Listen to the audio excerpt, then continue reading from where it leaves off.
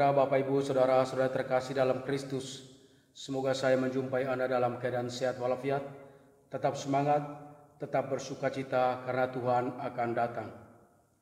Jumpa kembali dengan saya, Pater Dion Damis SVD, dalam Renungan Harian Embun Sabda, Selasa 15 Desember 2020. Bapak Ibu Saudara-saudara terkasih dalam Kristus, penelitian-penelitian di bidang komunikasi antar budaya dan juga dalam antropologi menemukan bahwa pada umumnya orang Asia lebih cenderung takut kehilangan muka, takut malu atau dipermalukan di depan umum.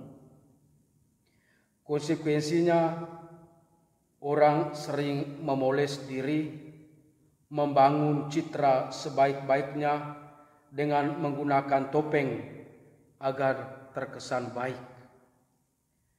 Dalam urusan spiritual, orang lebih takut malu daripada takut berdosa. Orang merasa aman-aman saja berbuat dosa sejauh tidak diketahui orang lain atau tidak terbongkar. Orang tidak merasa bersalah melakukan korupsi sejauh tidak kena OTT dari KPK atau operasi tangkap tangan oleh KPK. Ketika akhirnya tertangkap misalnya, orang lebih memilih menutup wajah dari sorotan kamera daripada secara jujur mengakui kesalahannya di pengadilan. Sabda Tuhan hari ini sekali lagi mengingatkan kita bahwa Tuhan lebih berkenan pada orang berdosa yang rendah hati mengakui kesalahannya daripada orang yang tampak suci tetapi terlalu congkak untuk bertobat. Sefanya menyampaikan peringatan keras terhadap para pejabat, hakim-hakim, dan imam-imam yang korup pada zamannya, khususnya di Yehuda pada zaman pemerintahan Raja Yosia sekitar tahun 640 sampai tahun 609 sebelum Masehi. Mirisnya kelompok ini terus menolak peringatan yang datang dari Tuhan. Lalu sang nabi memberikan pesan penghiburan dan janji bahwa sebuah perubahan radikal akan terjadi ketika Tuhan memberikan bibir yang bersih kepada bangsa-bangsa.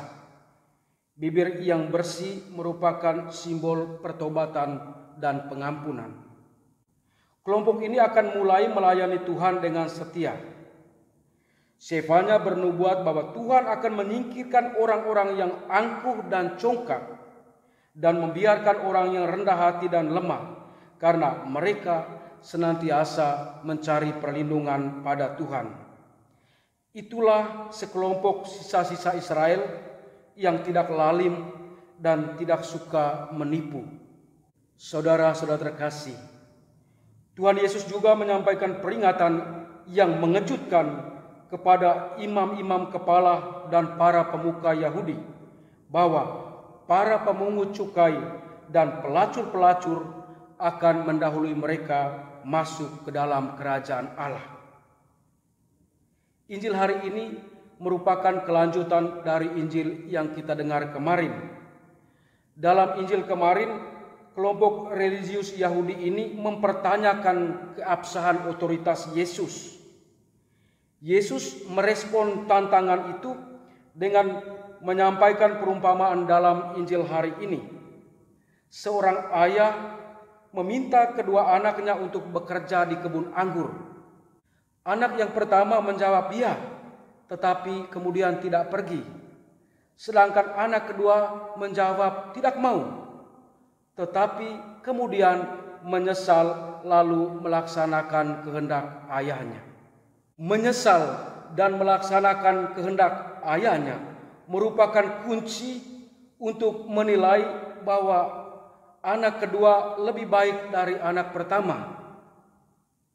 Yesus menyadarkan imam-imam kepala dan para pemuka agama Yahudi bahwa sosok anak kedua ini tampak dalam diri orang-orang berdosa, khususnya para pemungut cukai dan pelacur-pelacur, golongan yang paling dibenci dalam masyarakat Yahudi. Mereka terbuka mendengar pewartaan Yohanes Pembaptis dan bertobat. Sementara itu, anak pertama mewakili orang-orang yang mengaku diri sebagai orang yang beriman, suci, saleh, rajin berdoa, selalu memberikan sedekah, dan taat aturan agama, termasuk para imam-imam kepala dan pemuka-pemuka Yahudi. Tetapi mereka ini tidak bertobat, tidak mendengarkan pewartaan Yohanes Pembaptis. Semua perbuatan yang tampak suci ini dibuat hanya untuk kepentingan mereka sendiri atau sekadar mencari pujian dan kehormatan duniawi. Secara tidak langsung, Yesus mau mengatakan bahwa imam-imam kepala dan pemuka-pemuka Yahudi termasuk golongan ini karena mereka merasa diri terlalu suci untuk mendengarkan seruan pertobatan yang dikumandangkan oleh Yohanes Pembaptis.